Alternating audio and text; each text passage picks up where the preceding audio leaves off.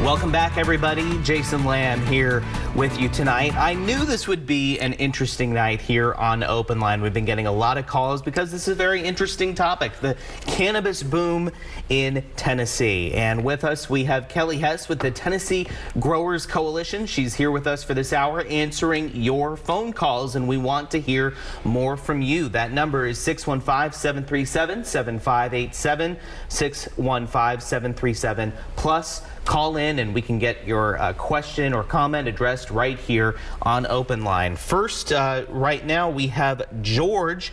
George, what's your question or comment here for Kelley tonight? Hey, George, can you hear me? Yes, I hear you. Great. George, what's your comment or question here for Kelley? Well, I got this question. Y'all talk about this cannabis or whatever, this marijuana stuff? Yeah. Okay. Because I'm kind of disturbed about that because, the place I work at, which I guess they say some of this stuff is legalized or something. Right, yes. I mean, that's really kind of the topic here tonight, a wide range of what is legalized, what isn't, and what can and can't be. Okay. See, my problem with this is, I sit down here on my break at work, stuff, and, in broad daylight, right there on the job, people doing it right there, in front of me and stuff like that. But I don't think, is it legal to, just because it's legal, you could just sit at work and do that? Right. All right, George, thank you very much for your question. Now, I think we have kind of an answer on whether it's legal to, just do that kind of a thing. Mm-hmm. But how much does, people's individual experience, either, using it themselves or, seeing other people use that, how much does that really kind of influence people's opinions about what we're talking about here? Yeah, it's a lot of, people don't know, like George, we don't know. But when you're just out on the street, but that goes on to just making sure that we have common sense regulations around what is federally legal. Yes, there are products, there are a lot of products that are federally legal, but there is still illegal marijuana out there. And so I think if we put some common sense regulations around these products, and then that also doesn't, and employers can, they can make their own rules about where you can and can't smoke, and making sure, we don't condone being intoxicated while going to work, but those, as in Tennessee, employers have the right to still tell you what you can and can't do for the most part. So I think just putting those, those common sense regulations in there to make it explicitly, to let people know this is legal and this is not legal, and for those employers to, and it's also important for the government, the government to put those regulations in there, because then the employees and the employers then can follow suit, and they say, whoa, well, the state of Tennessee has regulated it this way, then I might regulate it this way within my business or company. All right. More of your calls are coming in here. We want to get to Benny now. Benny, go ahead. You're on OpenLine. What's your question or comment for Kelley? Yes. I've seen your title there, the Growers Association. Are they against legalizing marijuana? And the other one was, we need to take it out of the legislature and put it on a ballot. But Faison said we're not a ballot state. They say they're working for the Tennesseans, for the veterans and people in pain, chronic pain sufferers and cancer sufferers. I think we put that on the ballot and let the people decide that.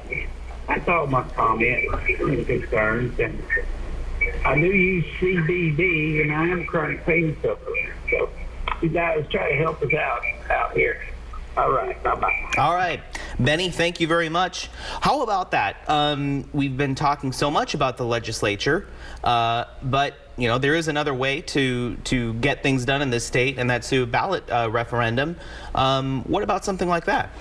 Well, to do a ballot referendum in the state of Tennessee, it's a very long process. So I believe it would have to be a constitutional amendment to go on the ballot, so it wouldn't be your traditional referendum that you've seen in other states. So so that initiative would have to pass 2 separate general assemblies. So for instance, if it passed in 2023, it would have to pass again in 2025 or 2026, and then it would be placed on the next gubernatorial ballot. So that could be that could be up to a 6, 7, 8 year process, depending on when those initiatives are still passed, because those initiatives still have to pass the General Assembly twice. And so that it's just, and to your point, Representative Faison is correct.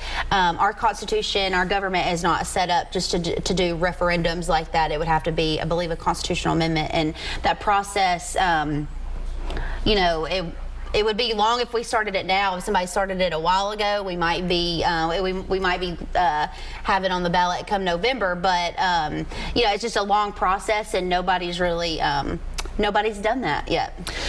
About the general principle, though, about having, you know, letting the public weigh in on it, it may be a longer process. It may take more time. Would that make your job harder to sort of try to expand that educating process, not just to lawmakers and legislators, but to the entire, you know, voting public in Tennessee? I mean, it would probably make my job a little easier, because I believe the you know, you see a lot of polls out there that say 80% of Tennesseans are for legalization in some aspects. So you know, I wish it could be brought to a vote that would, because I believe Tennesseans want it. It's just connecting their voices with those state legislators. All right, we've got about a minute or so left before we have to take our final break. But one of those questions, one of these phrases that we hear a lot of times, we heard it here. You've said it tonight. The term common sense regulation. We hear that in industries all over the place. What does that mean to you? What is a common sense regulation in the cannabis industry? Sure.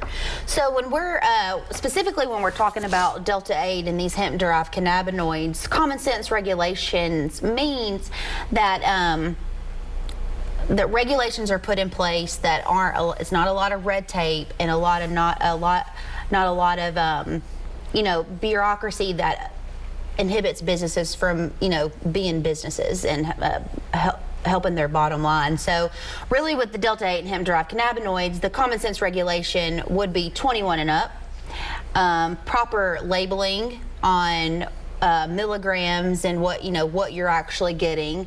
Milligram levels would be important to make sure that people aren't getting, you know, 300, like a brownie with 300 milligrams of THC in there. All right. Thank you very much. Sorry to cut you off there. We'll be back to wrap things up here on Open Line right after this.